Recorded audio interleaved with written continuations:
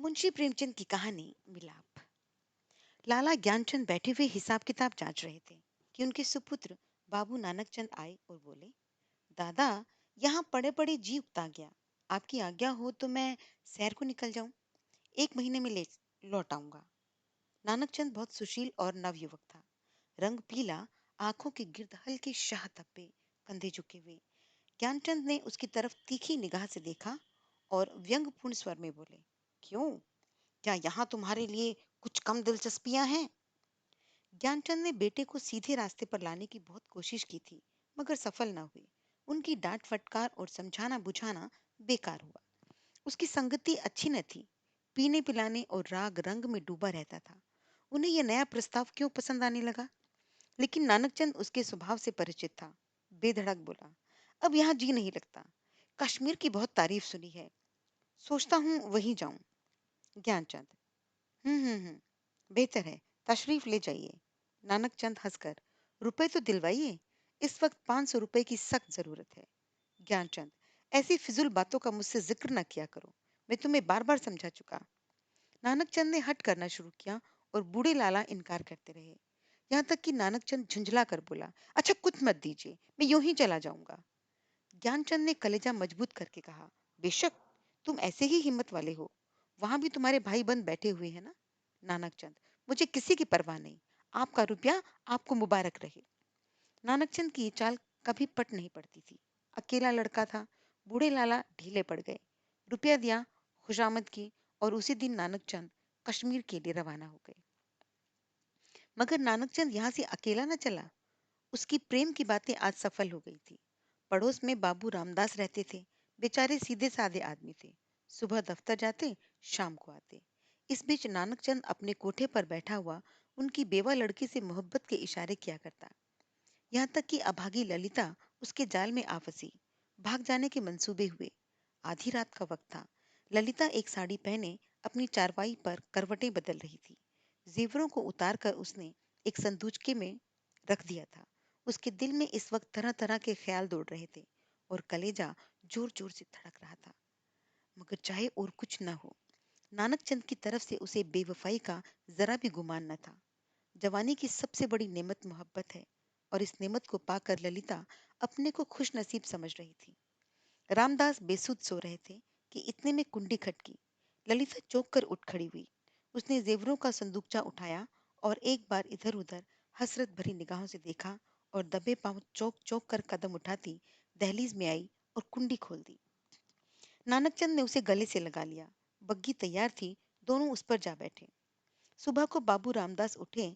ललिता दिखाई न दी। घबराए। सारा घर छान मारा। कुछ पता न चला। बाहर की कुंडी खुली देखी। बग्घी के निशान नजर आए। सर पीट कर बैठ गए। मगर अपने दिल का दर्द किससे कहते? हंसी और बदनामी का डर जबान पर मोहर हो गया। मशहूर किया कि वो अपने ननिहाल गई है। मगर लाला ज्ञानचंद सुनते ही भाप गए कि कश्मीर की सैर के कुछ और ही माने थे। धीरे धीरे सारे मोहल्ले में बात फैल गई। यहाँ तक कि बाबू रामदास ने मारे शर्म के आत्महत्या कर ली। मोहब्बत की सरगर्मियां नतीजे की तरफ से बिल्कुल बेखबर होती हैं। नानकचंद जिस वक्त बग्गी में ललिता के साथ बैठा, तो उसे इसके सिवा और कोई ख्याल न था कि एक युवती मेरे बगल में बैठी है जिसके दिल का मैं मालिक हूँ। उसी धुन में वो मस्त था। बदनामी का डर, कानून का खटका, जीविका के साधन, उन समस्याओं पर विचार करने की फुर्सत किसी थी? हाँ, उसने कश्मीर का इरादा छोड़ दिया। कलकत्ते जा पहुंचा। किफायत शायरी का सबक न पड़ा था। जो कुछ जमा जथा थी, 2 महीने में खर्च हो गई। ललिता के गहनों पर नौबत आई। ले, लेकिन नानकचंद में इतनी शराफत बाकी थी। दिल मजबूत करके बाप को खत लिखा। मोहब्बत को गालियां दी और विश्वास दिलाया कि अब आपके पैर चूमने के लिए जी बेकरार है, कुछ खर्च भेजिए। लाला साहब ने खत पढ़ा। तस्कीन हो गई कि चलो, जिंदा है, खैरियत से है। धूमधाम से सत्यनारायण की कथा सुनी। रुपया रवाना कर दिया। लेकिन जवाब में लिखा, खैर, जो तुम्हारी किस्मत में था वो हुआ। अभी इधर आने का इरादा मत करो। बहुत बदनाम हो रहे हो। तुम्हारी वजह से मुझे भी बिरादरी से नाता तोड़ना पड़ेगा। इस तूफान को उतर जाने दो। तुम्हें खर्च की तकलीफ ना होगी। मगर इस औरत की बाह पकड़ी है तो उसका निभाह करना। उसे अपनी ब्याहता स्त्री समझो। नानकचंद दिल पर से चिंता का बोझ उतर गया। बनारस से माहवार वजीफा मिलने लगा। इधर ललिता की कोशिश ने भी कुछ दिल को खींचा और गो शराब की लत न टूटी। हफ्ते में 2 दिन जरूर थिएटर देखने जाता, तो भी तबीयत में स्थिरता और कुछ संयम आ चला था। इस तरह कलकत्ते में उसने 3 साल काटे। इसी बीच एक प्यारी सी लड़की के बाप बनने का सौभाग्य भी उसे मिला, जिसका नाम उन्होंने रखा कमला। तीसरा साल गुजरा था कि नानक चंद के उस शांतिमय जीवन में हलचल पैदा हुई। लाला ज्ञानचंद का 50वां साल था, जो हिंदुस्तानी रईसों की प्राकृतिक आयु है। उनका स्वर्गवास हो गया, और जो ही ये खबर नानक चंद को मिली, वह ललिता के पास जाकर चीखे मार मार कर रोने लगा। जिंदगी के नए नए मसले अब उसके सामने आए। इन 3 साल की संभली हुई जिंदगी ने उसके दिल में शोधेपन और नशेबाजी का ख्याल बहुत दूर कर दिया था।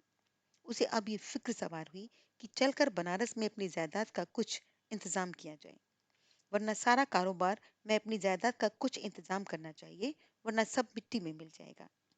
लेकिन ललिता को क्या करूं? अगर इसे वहां लिए चलता हूं, तो 3 साल की पुरानी घटनाएं ताजी हो जाएंगी, और फिर एक हलचल पैदा होगी जो मुझे हुक्काम और गांव में जलील कर देगी। इसके अलावा उसे अब कानूनी औलाद की जरूरत भी नजर आने लगी। ये हो सकता था कि वह ललिता को अपनी ब्याहता स्त्री मशहूर कर देता, लेकिन इस आम ख्याल को दूर करना असंभव था कि उसने उसे भगाया है। ललिता से नानकचंद को अब वह मोहब्बत न थी जिसमें दर्द होता है, बेचैनी होती है। अब वह एक साधारण पति था, जो गले में पड़े हुए ढोल को पीटना ही धर्म समझता है, जिसे बीवी की मोहब्बत उसी वक्त याद आती है जब वो बीमार होती है। इसमें अचरज की कोई बात नहीं। अगर जिंदगी की नई उमंगों ने उसे उकसाना शुरू किया, मंसूबे पैदा होने लगे जिनका दौलत और बड़े लोगों के मेलजोल से संबंध है। मानव भावनाओं की यही साधारण दशा है। नानकचंद अब मजबूत इरादे के साथ सोचने लगा कि यहाँ से क्यों कर भागूं। अगर इस अगर अनुमति लेकर जाता हूँ, तो 2-4 दिन में सारा पर्दाफाश हो जाएगा। अगर हीले किए जाता हूँ, तो आज के तीसरे दिन ललिता बनारस में मेरे सर पर सवार होगी। कोई ऐसी तरकीब निकालूं कि इन संभावनाओं से मुक्ति मिले। सोचते सोचते आखिर उसे एक विचार सूझा। वह एक दिन शाम को दरिया की सैर का बहाना करके चला और रात को घर न आया। दूसरे दिन सुबह को चौकीदार ललिता के पास आया और उसे थाने में ले गया। ललिता हैरान थी कि क्या माजरा है। दिल में तरह तरह की दुश्चिंताएं पैदा हो रही थी। वहां जाकर जो कैफियत देखी, तो दुनिया आंखों में अंधेरी हो गई। नानकचंद के कपड़े खून में तरबतर पड़े थे। उसकी वही सुनहरी घड़ी, वही खूबसूरत छतरी, वही रेशमी साफा, सब मौजूद था। जेब में उसके नाम के छपे कार्ड थे। कोई संदेश न रहा कि नानकचंद को किसी ने कत्ल कर डाला। 2-3 हफ्ते तक थाने में तहकीकात होती रही। आखिरकार खूनी का पता चल गया। पुलिस के अफसरों को बड़े बड़े इनाम मिले। इसको जासूसी का एक बड़ा आश्चर्य समझा गया। खूनी ने प्रेम की प्रतिद्वंदिता के जोश में ये काम किया, मगर इधर तो गरीब बेगुनाह खून सूली पर चढ़ा हुआ था, और वहां बनारस में नानकचंद की शादी रचाई जा रही थी। लाला नानकचंद की शादी एक रईस घराने में हुई, और तब धीरे धीरे फिर वही पुराने उठने बैठने वाले आने शुरू हुए। फिर वही मजलिसें जमी, फिर वही सागर और मीना के दौर चले। संयम का कमजोर अहाता विषय वासना के बंटवारों को रोक न सका। हाँ, अब इस पीने पिलाने में कुछ पर्दा रखा जाता है, ऊपर से थोड़ी गंभीरता बनाई जाती है। साल भर इसी बहार में गुजरा। नवेली बहू घर में कुड़ कुड़ कर मर गई। तपेदिक ने उसका काम तमाम कर दिया। फिर दूसरी शादी हुई, मगर इस स्त्री ने नानकचंद की सौंदर्य प्रेमी आंखों के लिए कोई आकर्षण न था। उसका भी वही हाल हुआ।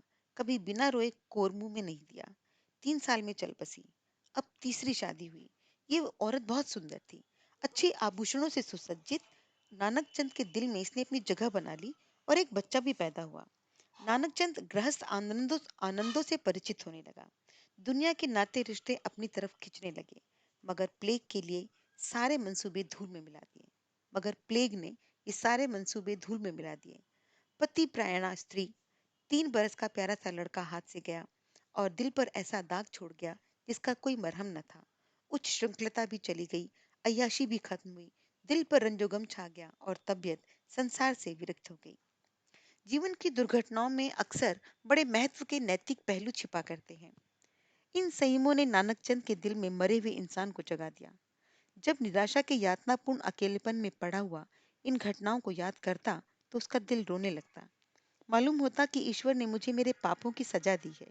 धीरे धीरे ये ख्याल उसके दिल में मजबूत हो गया। उफ, मैंने उस मासूम औरत पर कैसा जुल्म किया, कैसी बेहरमी की। उसी का दंड है। सोचते सोचते ललिता की मायूस तस्वीर उसकी आंखों के सामने खड़ी हो जाती और प्यारी मुखड़े वाली कमला अपने मरे हुए सौतेले भाई के साथ उसकी तरफ प्यार से दौड़ती हुई दिखाई देती। इस लंबी अवधि में नानकचंद को ललिता की याद तो कई बार आई थी, मगर भोग विलास पीने पिलाने की अवधि में नानकचंद को ललिता की याद तो आई, मगर उस भोग विलास ने कैफियतों में कभी उस ख्याल को जमने नहीं दिया। एक धुंधला सा सपना दिखाई दिया और बिखर गया। मालूम नहीं मर गई या जिंदा है। अफसोस, ऐसी बेकसी की हालत में छोड़कर मैंने उसकी सुध न ली। उस नेकनामी पर धिक्कार है जिसके लिए ऐसी निर्दयता की कीमत देनी पड़े। ये ख्याल उसके दिल को इस बुरी तरह बैठा कि एक रोज वह कलकत्ता के लिए रवाना हो गया। सुबह का वक्त था। वह कलकत्ते पहुंचा और अपने उसी पुराने घर को चला। सारा शहर कुछ हो गया था। कुछ तलाश के बाद उसे अपना पुराना घर नजर आया। उसके दिल में जोर से धड़कन होने लगी। भावनाओं में हलचल पैदा हो गई। उसने एक पड़ोसी से पूछा, इस मकान में कौन रहता है? बूढ़ा बंगाली था। बोला, हम ये नहीं कह सकता कौन है कौन नहीं। इतना बड़ा मुल्क में कौन किसको जानता है। हाँ, एक लड़की, उसका बूढ़ा माँ, दो औरत रहता है। विधवा है, कपड़े की सिलाई करता है। जब से उसका आदमी मर गया तब से यही काम करके पेट पालता है। इतने में दरवाजा खुला और 13-14 साल की एक लड़की, एक सुंदर लड़की, किताब लिए हुए बाहर निकली। नानकचंद पहचान गया कि ये कमला है। उसकी आंखों में आंसू उमड़ आए। बेअख्तियारी से जी चाहा कि उस लड़की को छाती से लगा ले। कुबेर की दौलत मिल गई। आवाज को संभाल कर बोला, बेटी, जाकर अपनी अम्मा से कह दो, बनारस से एक आदमी आया है। लड़की अंदर चली गई। थोड़ी देर में ललिता दरवाजे पर आई। उसके चेहरे पर घूंघट था और गो सौंदर्य की ताजगी न थी, मगर आकर्षण अब भी था। नानकचंद ने उसे देखा और एक ठंडी सांस ली। पतिव्रत और धैर्य और निराशा की सजीव मूर्ति सामने खड़ी थी। उसने बहुत जोर लगाया, मगर जब्त न हो सका। बरबस रोने लगा। ललिता ने घूंघट की आड़ से उसे देखा और आश्चर्य के सागर में डूब गई। वह चित्र जो हृदय पट पर अंकित था, जो जीवन के अकाल्पनिक आनंदों की याद दिलाता था, जो सपनों में सामने आकर कभी खुशी के गीत गाता, कभी रंज के तीर चुभाता, इस वक्त सजीव सचल सामने खड़ा था। ललिता पर बेहोशी छा गई।